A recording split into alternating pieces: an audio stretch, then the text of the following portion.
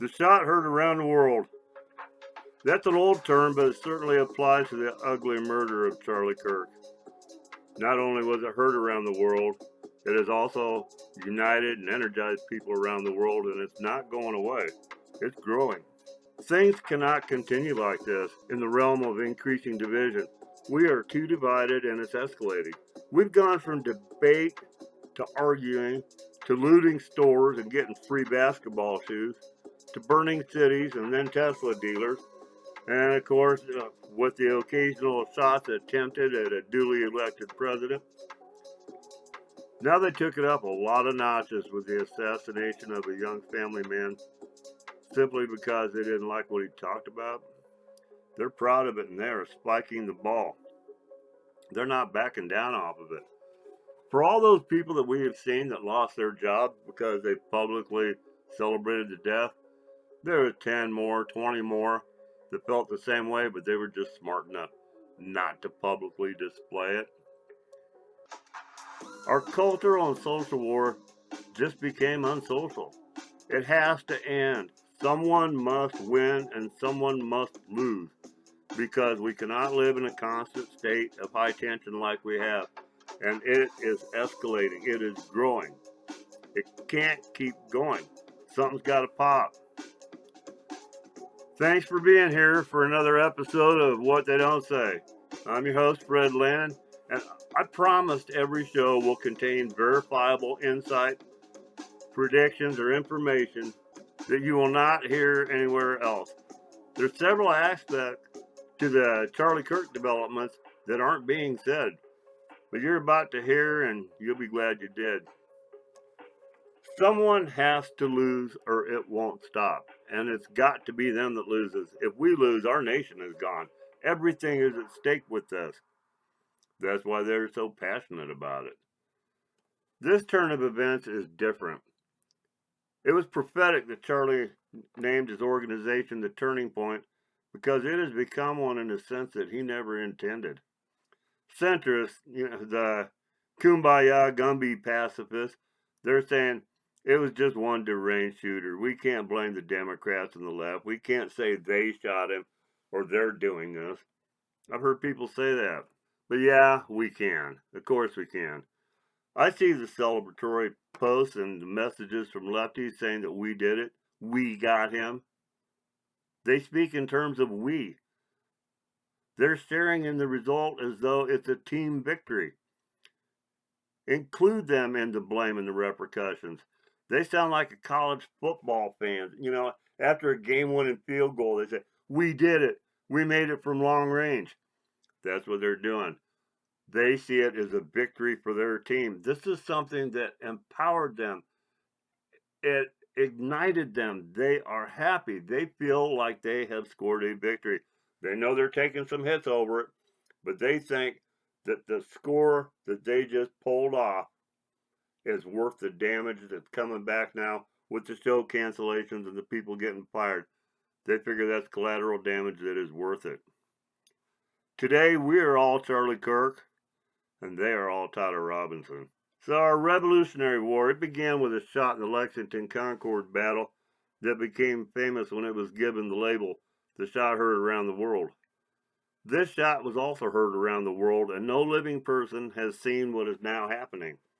We've seen assassinations before, most notably for living people is the JFK and MLK assassinations, and now the CJK, Charlie James Kirk assassination. Why are the biggest U.S. hits on the K people? That's a strange coincidence. But the other assassinations united people in condemnation of the act and a desire to lower the tone so that decency could prevail. All of the other assassinations united people in decency. This time, it's the exact opposite. This is a key component that is different with this incident. This time, we have the only assassination widely construed as an escalation in the lead-up to a war whose time has come. This time, the effect is feeling the lines of battle are drawn more distinctly. The differences just became irreconcilable. There is no common ground to be found between those who mourn the loss of a good Christian family man and those who gleefully celebrate the brutal murder with a perverse, evil sense of victory. How can they do that? We have been forced to silently acknowledge that this division will not de-escalate. We are not on a downward path. They have shown us again just how far they are willing to go. Up until now, America has dismissed the violence, hoping a change would come. It came, and it got worse. It did come, and it's not for the better. The greatest factor of the response is the energizing of the good people, especially the youth. That's a component that has been missing all along, and that's why there's been so little activism on the right. All the activism has been on the left. There hasn't been any activism on the right since the days of the Tea Party. Old people who have followed the right and supported it with passion do not support with action. Old people just don't do that. The fiery ambition that compels action and forces change always comes from youth. Our founders were all young. The Minutemen were almost all young. It's always the young people that drive change. Old people have never created or restored a nation anywhere. It is always the youth. It is the youth that is concerned and shapes the future. This engaged their gears. A few years ago, Trump activist Sidney Powell got her 15 minutes of fame by espousing the term unleash the Kraken, turn loose the Kraken. That caught fire. That was getting shared everywhere. People loved it for their 15 minutes of fame.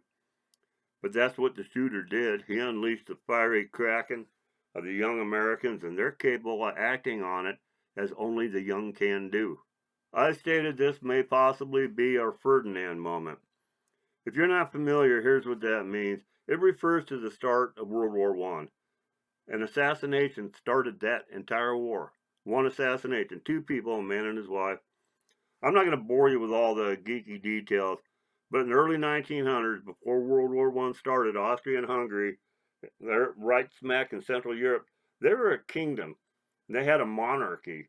That's, a government of kings and queens, titles and leaders who inherit power through the family and through the marriages. It's real life Game of Thrones stuff. The top guy and his wife, that's Archduke Francis Ferdinand and his wife Sophie. He was going to be their next supreme leader. Well, that's the top guy and his wife, and they were assassinated, and that began a series of events that spiraled totally out of control. In just a few weeks, war was declared on a neighboring nation. And then they have allies, and those allies declared war in support, and they jumped in to help each other. It just snowballed. No one saw it coming. No one intended for a war to break out. But once the shooting starts, once you reach a tipping point, there is no putting the genie back in the bottle. When the world is a powder keg, all it takes is a spark to light it all up. No one ever sees that spark falling. It just lands in the powder and blows. Charlie Kirk is the spark. Will it land in the powder? This is a recent event. Like I say, it was 4 weeks after the assassination of Archduke Ferdinand that the first declarations of war came out. That's not the way it would transpire today, but that'll be the next episode. We'll talk about what would World War III be today. It's not going to be like World War I or World War II. It's not even going to be like Vietnam and Afghanistan. Wars aren't fought the same way today. So the prospect, the operations of World War III are going to be a lot different than anything the world has seen. And we need to think about that because it's not going to be mass armies storming beaches. That's not what we would have to fear. It is the people among us. But right now, a lot of very bad people want war. They want to win by any means. They have shown that with this murder. I've heard conservatives saying that the Democrat Party is finished. They're done. This ruined them. No one's going to be with them now. That's not true. That sanguine assessment is not how the left sees it. The left is riding high, enjoying what they feel is one good act that should have come sooner. They're praising the assassination amongst each other when they're not dumb enough to do it online. They're hoping Another act will follow soon. There's been a lot of people recorded saying, well, there's another shot that needs to be made. We all know what they're talking about. These people are not done. They're spiking the ball. They see this as the first step of something big. They see it as a step of war that they have anxiously awaited. Tyler Robinson and whoever is behind him are the heroes of the left. They are not thinking, oh man, this guy exposed us. He made us look bad. No, he is a hero. And the people that work with him, and there were people that worked with him. I would like to know that trans shooter that we just had up in Minnesota, how many groups was he in? Are all these groups related? How many of these groups talk to each other? There's something really bad going on in the dark edges of that society, and it's not just the trans, although they're heavily involved. But do not think this is just an American issue. It is not. Reaction and outrage over the hit, it swept Western nations. Western nations, that's America, all of Europe, and Australia. Even though Australia is not in the West, those are considered Western nations because of the lifestyle and the links, the historical links. But there has been countless demonstrations, vigils, prayer meetings, and memorials honoring Charlie Kirk, praying for his family, and condemning the shooter and the political movements that keep producing these violent fanatics. Political speech that expresses opinions without calling for violence, death, or encouraging hate and division should remain free speech. Political speech celebrating murder, promoting more of it, and openly inciting criminal acts should never be protected free speech. You cannot maintain civil society if people are not willing to be civilized. The first requirement of civilization is civil people. This is where people get confused. Some are saying we should never kill over politics. Really? Mankind has been doing it all along. In so many wars, historians are still finding the wars. They're still discovering the evidence of many wars that were unknown to us. Of course, people kill over politics. No one ever started a war because the guys in the other country talk funny, or they wear weird clothes, or they're a little too familiar with their goats.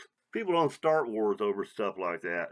The Charlie discussions always have a religious element, so I'll do that. This channel is called What They Don't Say for a reason. There's a very important biblical fact about wars that no one ever mentions. Here's what they don't say. Our Bible does not say that war is a sin. Have you ever thought about that? It doesn't. Yes, it says thou shalt not kill. The commandment refers to murder, not war. God doesn't consider the deaths of war, the act of killing in war, to be a mortal sin. God supported many warriors and warrior kings in the Bible. God didn't teach David how to talk Goliath into a hug and a life of planting flowers. He empowered David to drop him dead in his size 22 sandals. Moses had killed, and he was chosen for God's work.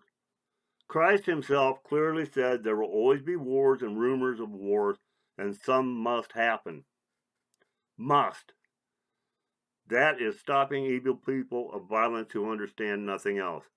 Read it for yourself. Matthew 24:6. Jesus said some wars must happen.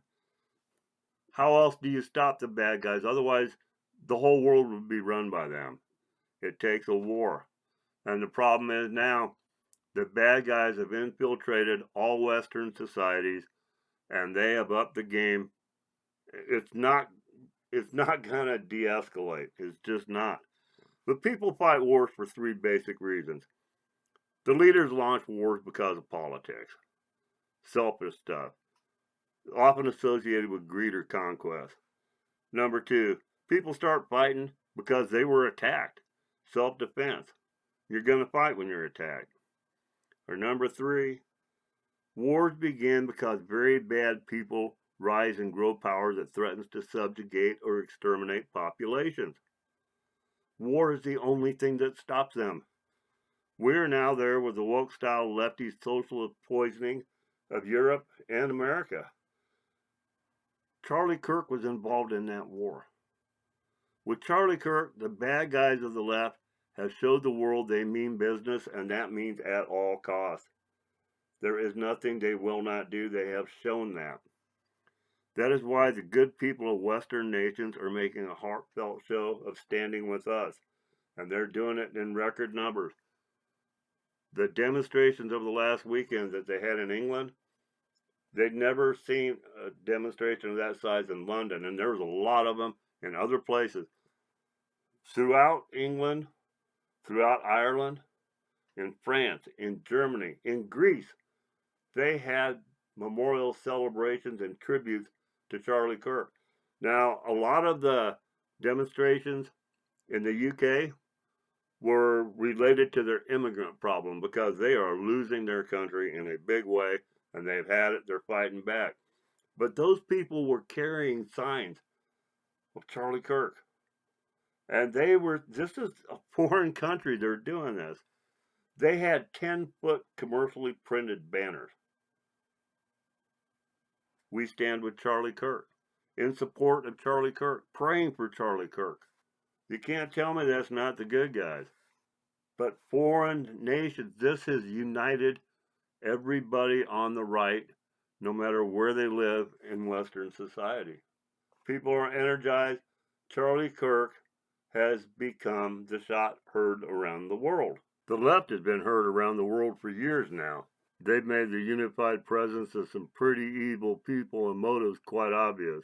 There's a heavy socialist element active in Western nations that opposes capitalism and the freedoms that made prosperity and security of the West a prize to be envied, taken, and plundered. The West has developed such a beautiful lifestyle never seen before in the history of the world, with freedom and prosperity, and others see it as the target to be taken. The socialist element has united with the immigrant societies that flood Western nations and institute change once they are on the inside. How much evidence do people need? Look at everyone that has been flooded with immigrants. That was not an accident. Somebody went to those countries and got those people who had nothing. Most of them didn't even know anything. They didn't organize their own immigration. They didn't organize the flood and the caravans. There were globalists behind that, and those globalists are tied to the people who run our education system and universities. We're going to get into that. But how much evidence do people need? Everyone knows that China worms their way in, especially through the colleges and universities, especially in the U.S., and they steal military intelligence, patented knowledge, all sorts of technology, agricultural information. The left is in bed with them while China has gelled their defensive relationships with Russia, Iran, North Korea, and a lot of smaller countries around them. Their One Belt, One Road project has given them a solid footprint in mineral regions, the important mineral regions in Africa. They've got a footprint and people beholden to them in South America. That's why Trump was so eager to make sure that he got control of the Panama Canal back. China was encircling us. They're still a danger. But our left works with them and the Islamic powers against us, which we saw clearly with the pro-Palestinian protests and the violence in our universities. They let it happen. The left, within that system, empowered them as they do for all who are here to debase all that the generations of America have worked for. Charlie Kirk opposed all of it. That's why he took his fight to the universities. He knew where the fight was. He recognized it. He dedicated his short life to making sure our youth was aware of the truth in these developments. That is why they killed him. Every step of the way, the leaders of our education system, the Democrat Party, and their cabal of foreign powers has worked here and overseas to promote hate and division that Charlie was successfully opposing, and now they have managed him for it. They resorted to murder. They're happy knowing it truly is a loss that damages us on so many levels. President Trump is doing all he can at the moment. He declared Antifa a terrorist organization, but this will not end Antifa. It will force them to the underground, where they will act from the shadows. This is going to be like the Weather Underground of the 60s, the people that did the bombings. FLN, the IRA of Northern Ireland, how they lived in the society. Nobody knew who was who. All of a sudden, a big explosion would go off. They had times when over 100 people were either killed or injured in restaurants, wounded, because all of a sudden bombs would just go off and people going about their normal business. That's what can happen here with these organizations.